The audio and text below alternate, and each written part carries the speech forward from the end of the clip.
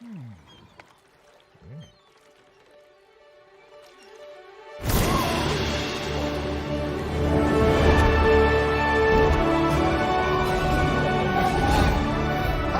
going. I'm swooping.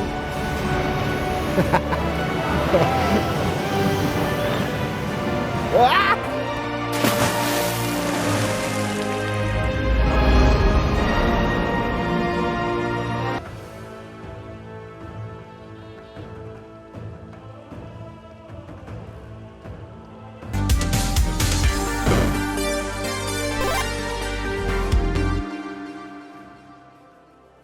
Week in, one day remains before the end of the first reset of Dragonflight. It has been a hell of a week. I have focused on one goddamn character, and I still haven't hit everything I want to do with that character. So let's talk about the launch, see what's going on.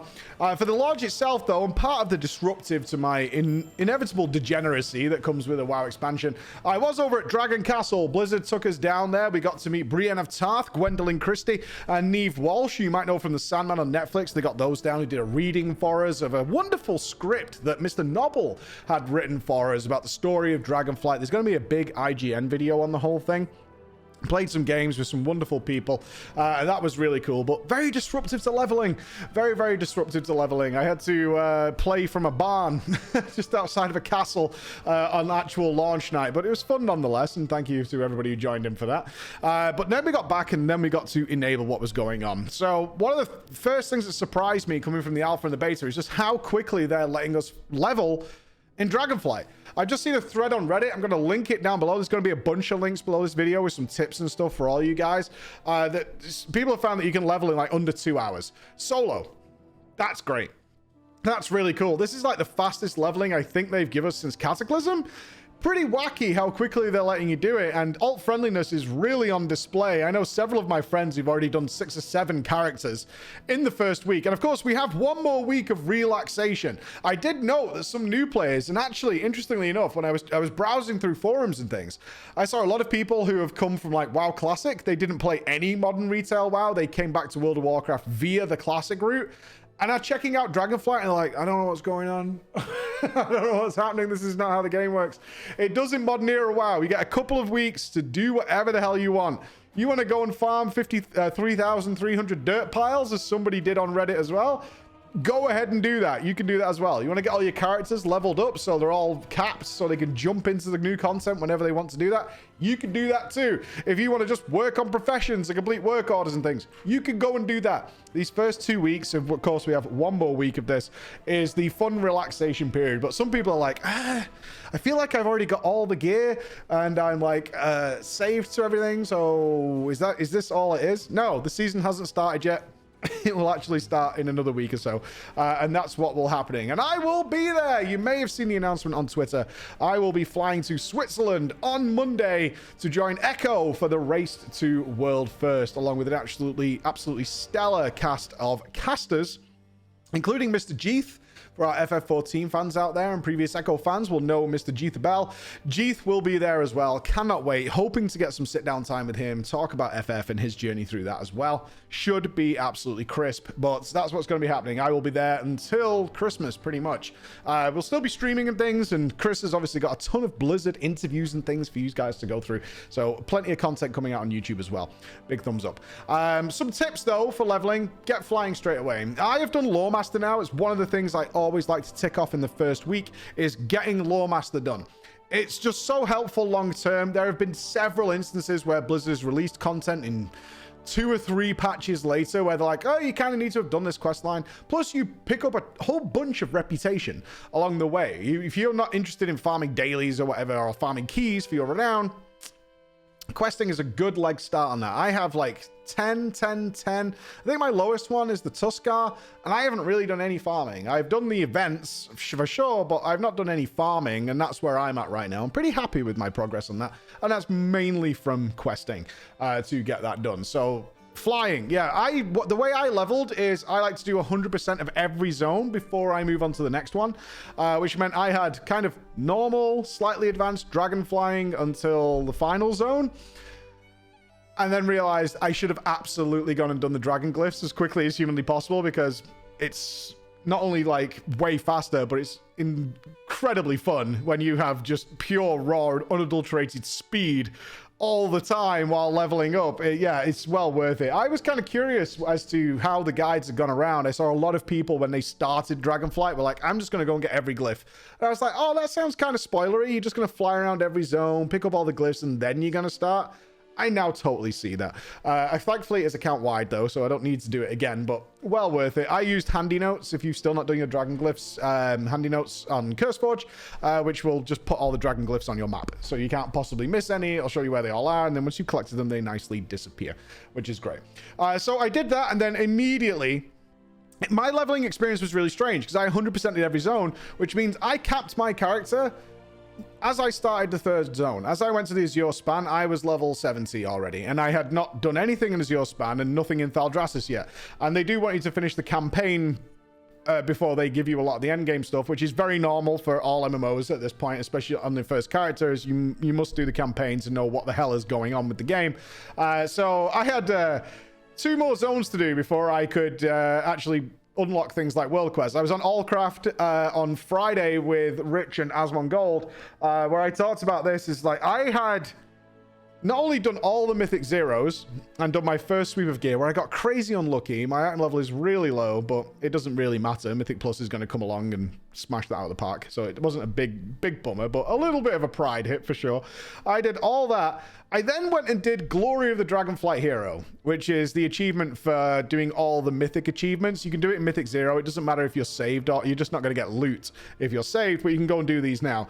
I've done that, and it was really fun. Got us a nice fire slug mount to go along with it. If you're going to go and do this, though, I would really recommend you leave Uldaman till last.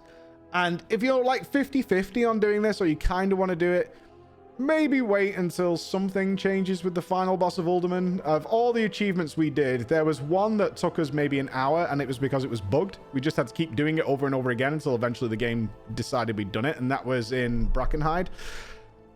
However, the last one in Uldaman is really frustrating. It's super frustrating, and you can kind of cheese it with DPS.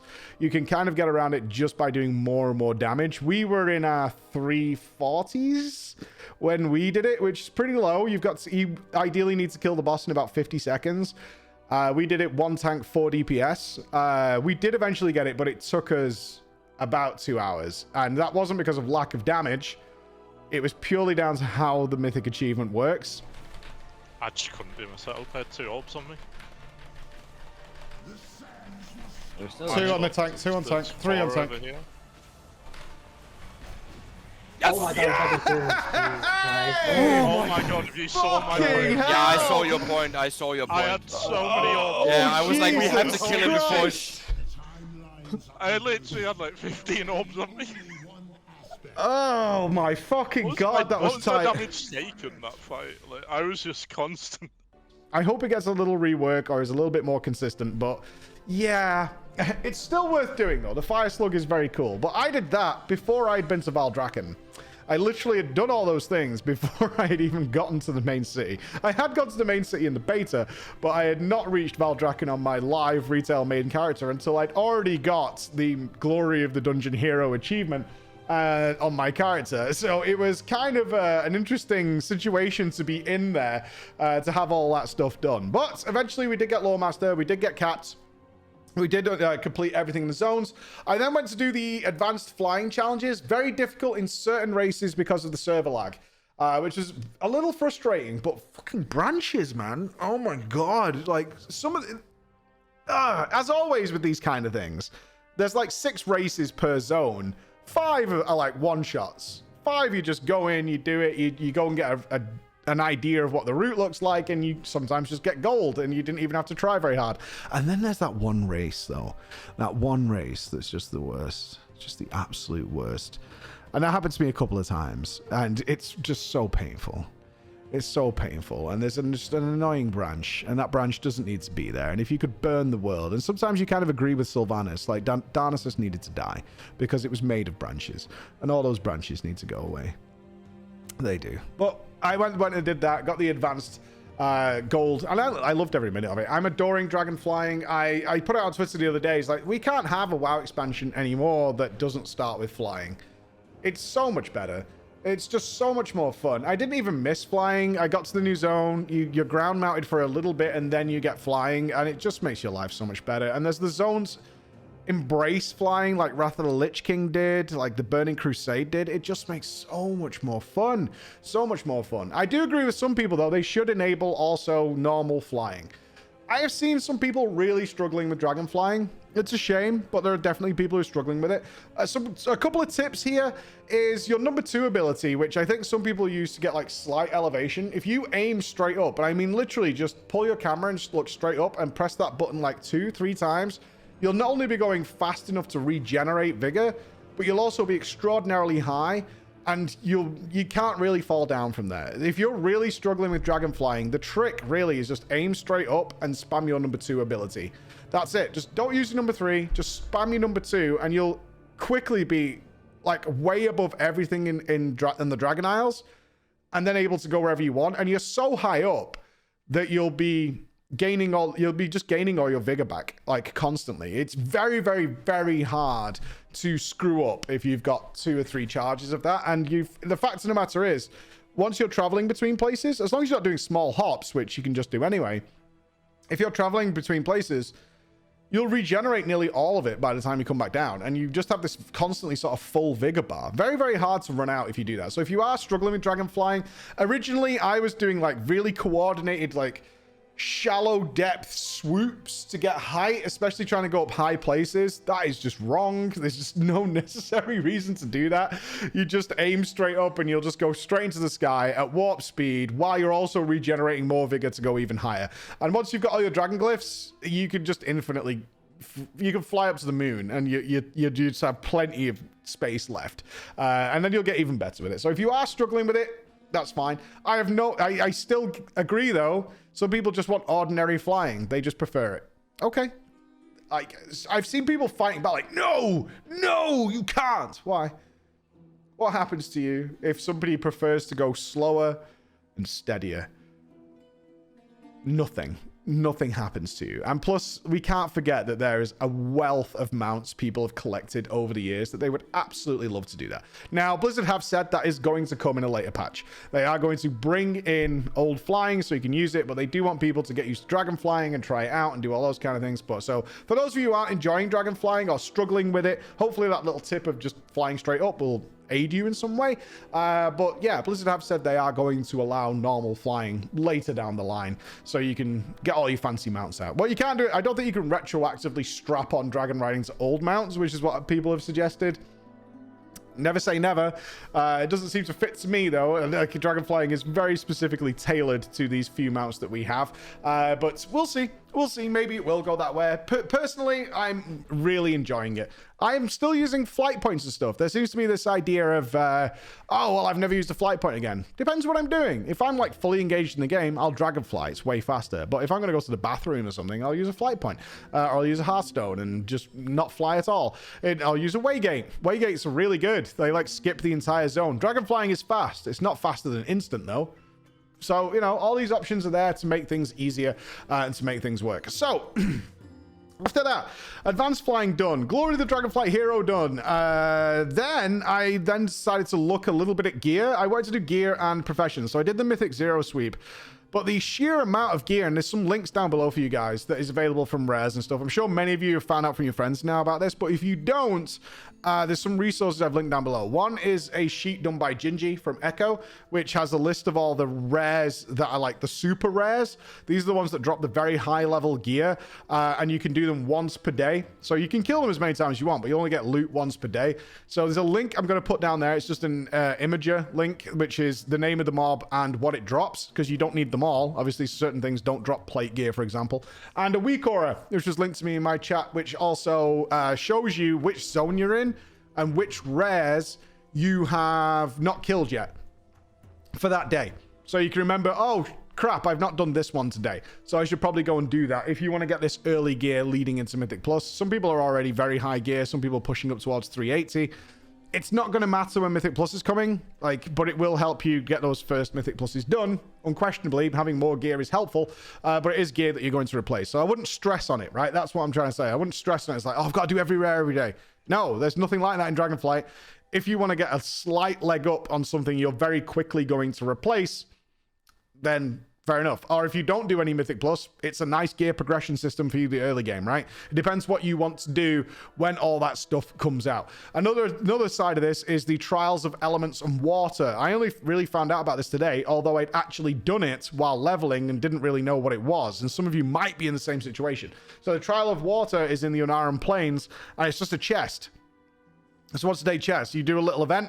I think it's weekly locked, actually. Yes, it's weekly locked. This is a weekly locked chest. I think it guarantees loot, but it will scale to whatever your current item level is, so it'll be pretty good. So if you're like of a reasonable item level, you'll be getting 370 gear out of it. And there's another one. If you've done the Chromie Time quest line, which takes you back in time, if you go there, it's the Trial of Elements is in a cave at the back. You can go back to the portal, the time portal, go through it into the snowy area, and right at the back of there is a cave which will give you that loot. You can see it on the footage anyway, but that will give you guaranteed loot to get for you as well. So that's really, really awesome. Some good tips and some good links down below. So I recommend doing the rares if you want to, right? They're there if you fly around and do stuff. I wouldn't recommend doing the Giga Renown farm some people are doing. There are some pretty crazy renown farms out there. We've seen people already hit like 25 by farming dirt piles. A lot of people are already bestest friends with Rathian and been farming endless keys and so on and so forth. Not sure I'd recommend that, but it's up to you. We've got another week or so of relaxation. Go and do what you want to do. My final impressions of the first week, despite a little bit of server lag, which seems to be being caused by the Cobalt Assembly, it seems entirely in the Azure span, I'm having a blast. An absolute blast. I'm so happy. I've got this list of things I want to do. None of them are required.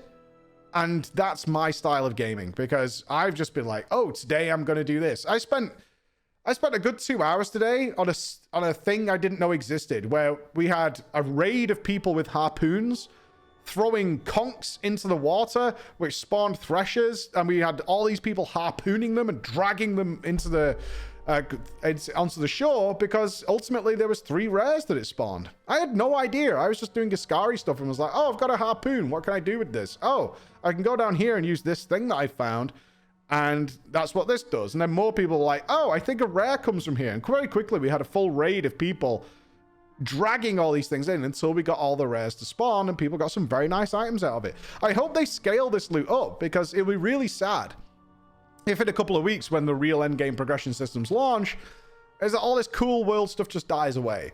And because there's very few rare mounts and stuff in Dragonflight. I was talking to our rare mount collector Crusher, who had like 30 something to farm at the start of Shadowlands, and he's got maybe 7 or something to farm in Dragonflight. There's less of that, so I really hope they scale this stuff up and make it relevant long term, even if it's slightly under heroic or whatever. Like it needs to stay relevant, because right now running around and seeing hundreds of people take part in these places and events and just getting stuff done has been awesome. Like going to Dragonbane Keep and seeing a whole squad of dragons land and everyone's getting ready to go and do it is great.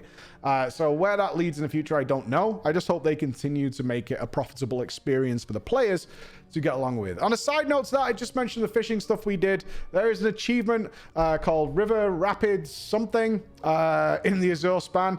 It will give you a boat. If you don't have the raft from Mr. Pandaria and you want a boat, it's extremely quick and easy to get. You'll see it now. It's well worth doing. It takes you about 20 seconds and you'll get yourself a little boat so you can go fishing on the shores and things like that. So have some fun with. All right, guys. Next week, I'm going to look at professions. Finally. Maybe tomorrow. I don't know. Maybe. Probably. And before we get into the actual raid stuff, which should be fun. All right. So I hope you guys watch us while we're at the Race to World First. It should be a fun time. I will be in Switzerland with the guys, and there should be no shortage of content for you. Be good. I'll see you again. Bye, everybody.